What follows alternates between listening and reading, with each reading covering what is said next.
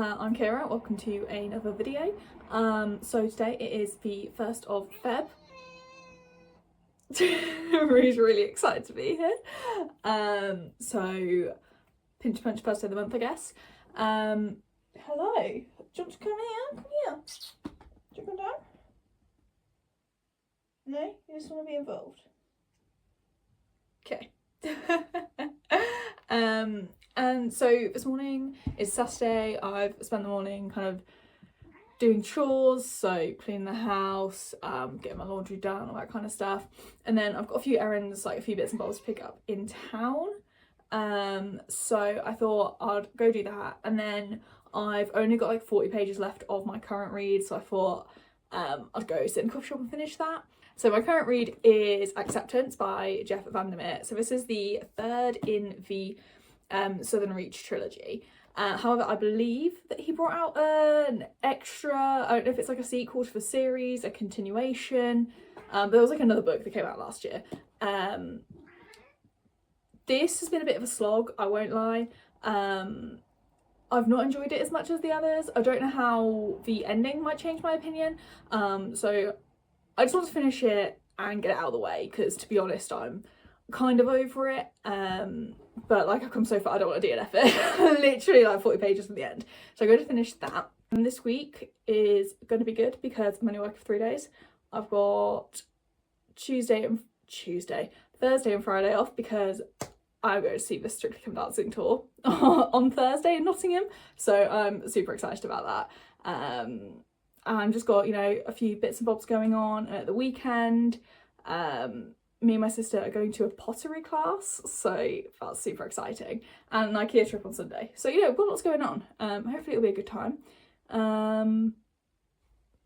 That's it, I guess. I will see you guys soon when I come back, I guess.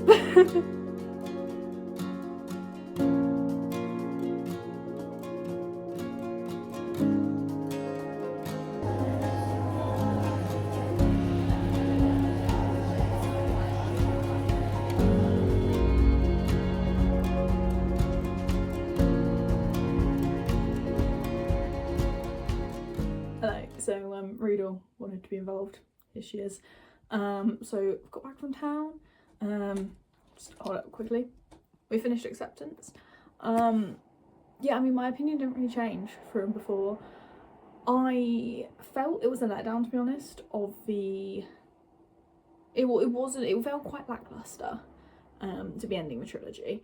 I guess vague spoilers for the Area X Southern Reach trilogy, but like the whole point, like the whole premise is that there's this area X, that has a border around it, that the Southern Reach is like a governmental agency set up to study it. They send expeditions in, and the people either come back changed, come back completely traumatised by what's happened, or they just don't come back at all. And things are just like bizarre there. And I just feel like we kind of got answers in, oh my gosh, there's so many cats around. We kind of got answers in this final book, but they didn't feel satisfactory. They just kind of felt like, oh, well, we all knew this is what was happening. And I was like, did we? Because I feel like this is just one of many hypotheses that we've seen, and we've not actually had anything definitive for any of these, and we've just decided that this is what's happening now. And I don't know, I just felt it didn't sit right with me, especially when it's such a... I know speculative fiction is kind of like the highbrow version of like sci-fi fantasy, but it did feel so like... It was bizarre, it was strange, like there's nothing definitively sci-fi, if you get my drift. So for us in like I've Never Lost, I want to say maybe more than 50, in the last like 50 to 100 pages, for us to just come out and be like, this is what is happening here. And I was just kind of like, oh, I don't know, I didn't love it. And personally, this is pre me looking back at my other ratings, I thought this was the weakest. So I did read Annihilation back in 2021, and I read Authority, the second book, last year. So I thought, now, based on me reading this, that this was the weakest. Turns out I rated them all exactly the same. I rated them all 3 stars. But I think personally, especially having read the second and third quite closely together, the second was so much better. The character of Control coming in a position of authority within the Southern Reach agency, and actually realising he has no clue, no control over anything that's going on, trying to understand the mystery while literally just kind of being dragged along by it all. Like, he was such an interesting focal point for that book. This one I enjoyed. There's lots of POVs, lots of different timelines as well going on. I just feel like it just didn't do what it set out to, in my opinion. And there is, so I actually looked up what the 4th one is. Supposedly, I think it's kind of like a set after. It kind of said there's new expeditions. The way the blurb was talking, it kind of felt like it was an after, but it was all just very like, wow, after the most amazing trilogy ever, this. And I was like, okay, so is it like a continuation? Is it a sequel? Is it a prequel? How does it fit into what already exists? I'm not entirely sure, to be honest, but I don't think I'm going to bother to read it. Yeah, I don't know. I just feel like it just really fell flat for me, which is disappointing. Especially having read... well, I mean, saying that again, I really, on reflection, I'm like, second book was incredible, amazing. I rated them all 3 stars, so I can't have enjoyed it that much of a time. But yeah, anyway, that's my thoughts on that. Not sure what I'm going to read next. Not sure if it'll be a library book or a book I own. Gotta try and, I think I just need like a palette cleanser, something a bit different. Sorry, I did not realise Prim's just like staring over my shoulder. But yeah, I'll let you know. A bit disappointed in that, but something I can return to the library now.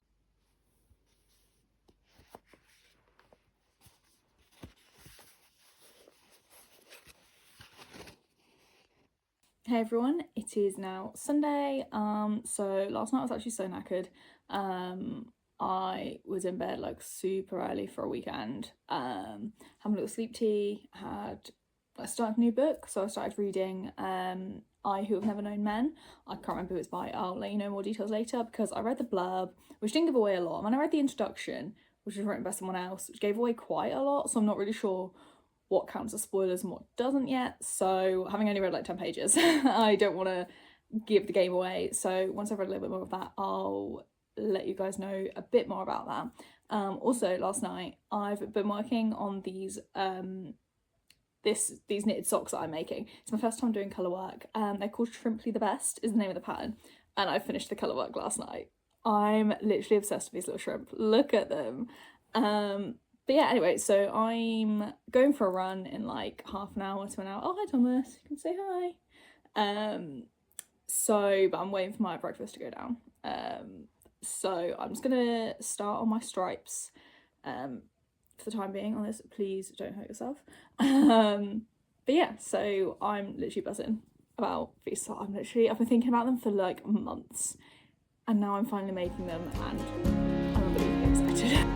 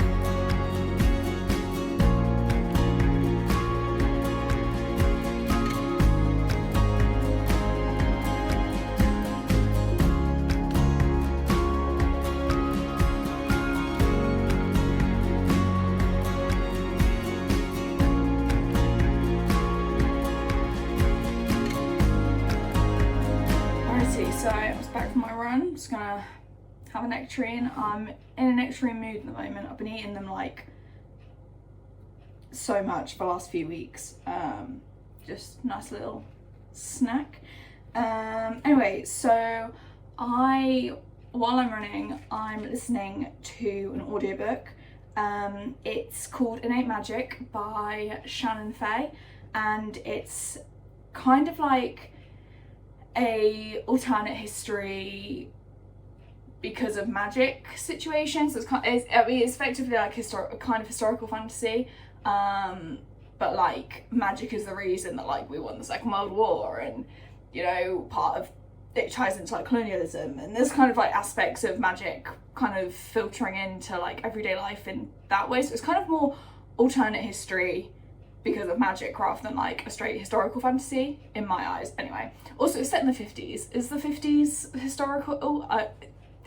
It wasn't that long ago. Anyway, so we follow this guy called Paul Gallagher, and he is a cloth mage. So they have different kinds of magicians, and you become a magician by having the relevant bone broken, which kind of like releases your magic from, like, everyone has magic in their body, and then having a bone broken channels that magic so you're able to use it.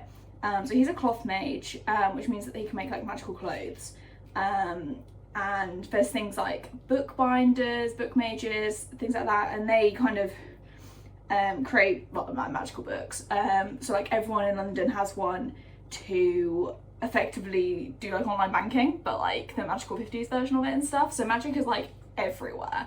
And anyway, we follow Paul. He's just graduated, and he's kind of immediately thrust into a couple of weird situations. So he kind of gets involved with this reporter who is kind of trying to bring down someone quite powerful. So it's kind of like a mystery that him and this reporter are kind of chasing down. And then there's also this kind of political aspect where he meets a military captain who effectively wants to help him become the court magician, who is like the highest ranked mage in the entire country, who creates other mages. So there's like a lot going on, and for the first, I don't know, because I'm listening to the audiobook, like the first hour and a half, I was just there, like we were just having a fun little time, and then it just feels like things are just kicking off now, but also not, like things are moving, but like I'm still kind of like, oh, I don't really know where this is gonna go. I'm quite enjoying it. I don't really know. I just thought, yeah, I'd let you know what I'm reading. But yeah, no, it's quite interesting. I'm like halfway through, and I just feel like I'm not really sure, and also how the two storylines are going to intersect as well, because they're quite distinct. One is very kind of political and about kind of the state of the country and the magic, whereas the other is nothing to do with magic, political in the sense that it's kind of a well-known family involved, and there's going to be a scandal if it's true or brought to light, but there's kind of no, aside from Paul, our main character, being involved in both of these, there's kind of no correlation between the two aspects of the story currently. So I'm really intrigued as to how that's going to add up. In terms of like genre, it's kind of giving the, what's it called? Power Unbound. Is that the name of the book or the series? The Marvelous Light. That's the first book in that series by Freya Marske. I can't remember what the actual series is called. It's kind of giving that, wherein that's that 1910s, I think it's like just before the First World War. And again, that's set in London. There's kind of magic. It's less alternate history than just kind of as the cloistered magicians that have always been here but the public don't know about it aspect. But that also kind of had mysteries and danger and intrigue alongside it. So it's kind of similar in terms of genre, but I feel like the tone and like the vibe, and like this one's, it's not fast paced, but I feel like it feels very different, but the kind of the genre is the same. So maybe that's a rec. If you like that, you might like this. I don't know, I haven't finished it yet. But I was thinking about that while I was running. So anyway, I'm gonna eat my nectarine. I'm just waving it around everywhere.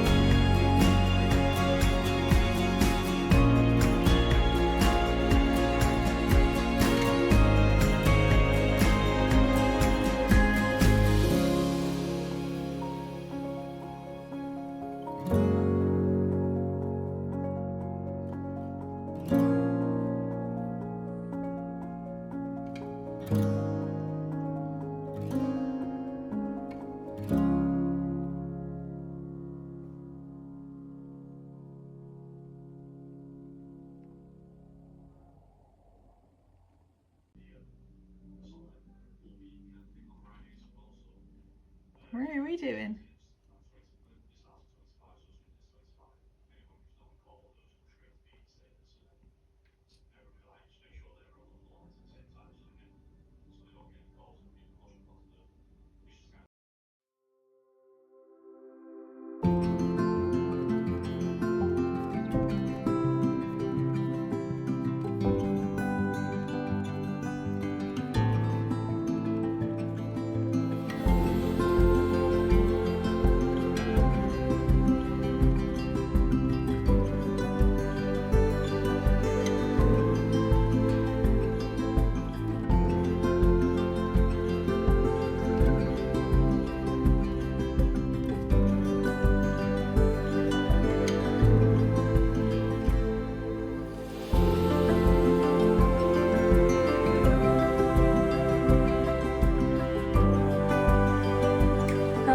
So welcome to DIY with Kira. Today we are doing all the glossing in the hallway. We're doing up the house, so I'm doing all the small rooms first, because otherwise it's the monster of the living room and it's too much, so we're starting small. Anyway, I thought as I'm here I'd have a natter because I like to talk apparently. This is news to no one who knows me. Oh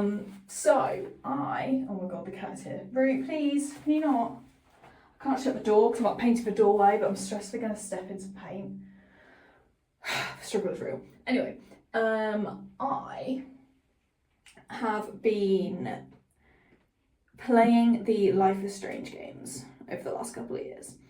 And I don't know if anyone cares about this because I don't know, but I'm going to talk about it because I care about it.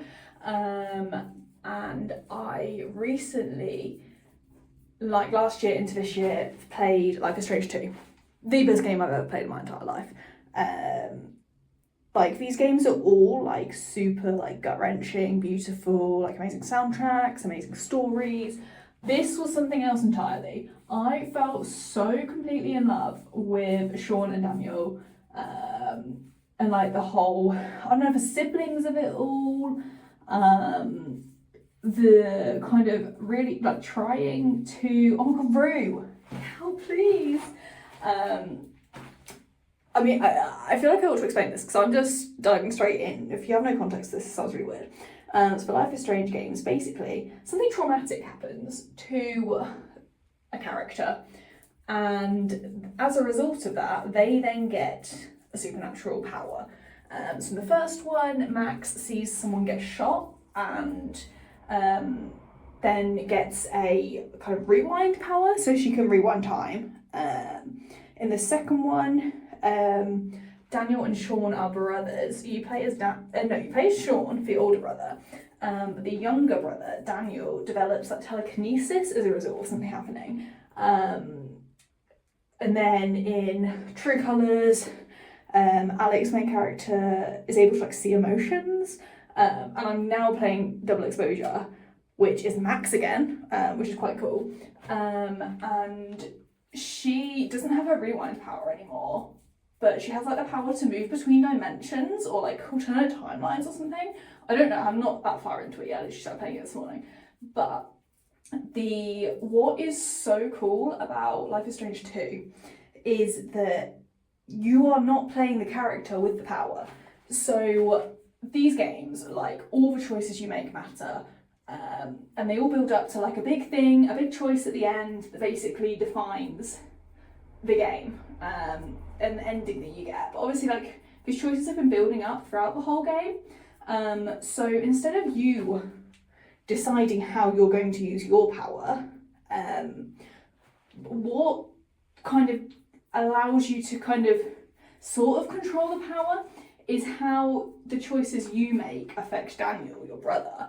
And like you're 16, he's like 8 or 9, so like you're having to make these big decisions and try and keep his power in check.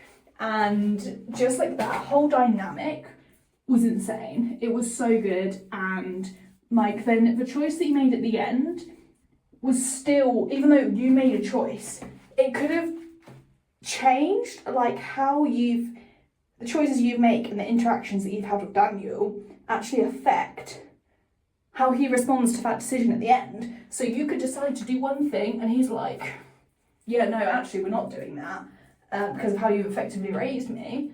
And I lost my mind, guys. I was like inconsolable playing this game. It was so good. So anyway, I've started the new game. I'm really excited about it. But like I literally can't stop thinking about Life is Strange 2.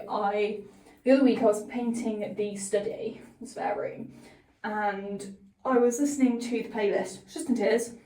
I was listening to the songs and I was crying. So yeah, we are a bit emotionally compromised by these games, but I recommend them because they are a great time. Yeah, what else have I been doing? So I have been reading a bit more of I Who Have Never Known Men. So the kind of premise is there's 39 women plus our narrator who live in this bunker. They're not allowed to touch each other. They've not seen the light of day. They don't know how long they've been down here. And there's these 6 guards, but like they don't talk to them, like all this kind of stuff. And our narrator is younger than the rest of the women. And we're kind of reading her account of like after they have escaped from this bunker. And the writing is I'm so enamoured with the writing style. It is just beautiful. It's a Belgian translation, so I didn't know that going into it. But so I don't know if it's like the translation has kind of, because I know there's different ways to translate things. Whether you either do it kind of more faithful to the text or like faithful to the tone and things, and I just think the tone and the writing style is so phenomenal that they must have kind of concentrated on that as opposed to the content. I'm not an expert, but anyway, it is beautiful. I'm still not very far into it, but I'm really enjoying it. So yeah, there's that. And then I don't know, not a lot else really. Just been pootling about and gonna continue painting. Nice checking in with you. I will see you later.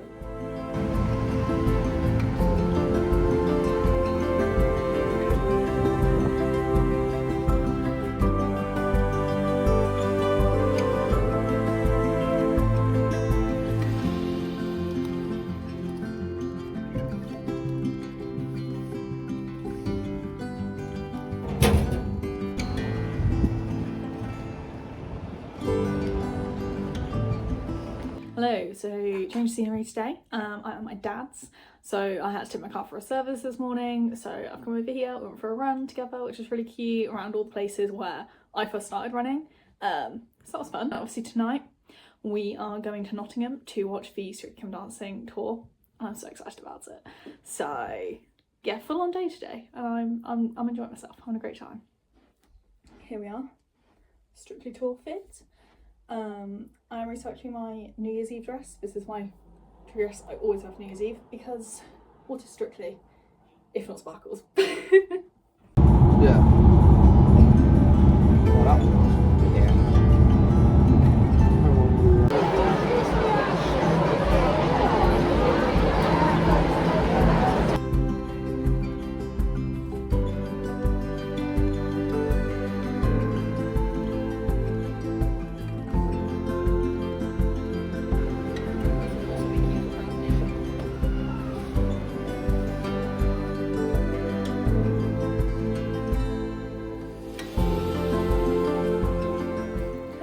So it's me and Prem on Saturday evening.